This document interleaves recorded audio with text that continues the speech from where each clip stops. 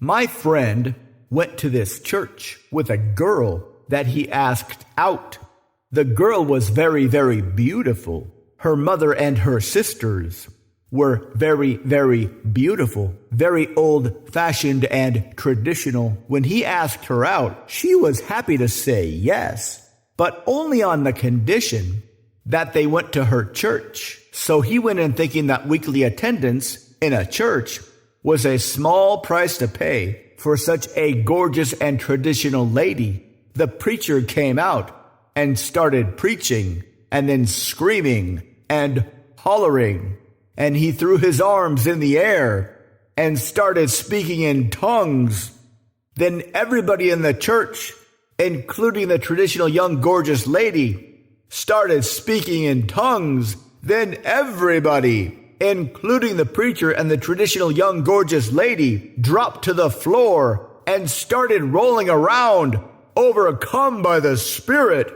Then my friend was too overcome by the Spirit and started speaking in tongues and rolling around on the floor. Then he lost consciousness and he lost time. When he woke up, he was at the bottom of a grain silo, and the preacher started hollering at him from the top of the grain silo. He said his girl would be his forever and ever, and be forever loyal and loving, and never refuse a request.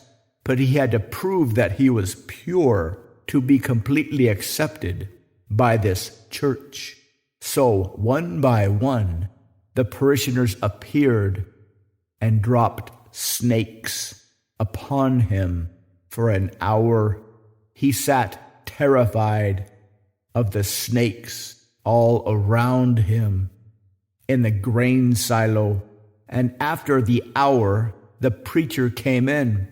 The snakes are not poisonous, he said, but if you ran away, you would not be welcome back. But since you stayed for the entire hour, the young girl is yours.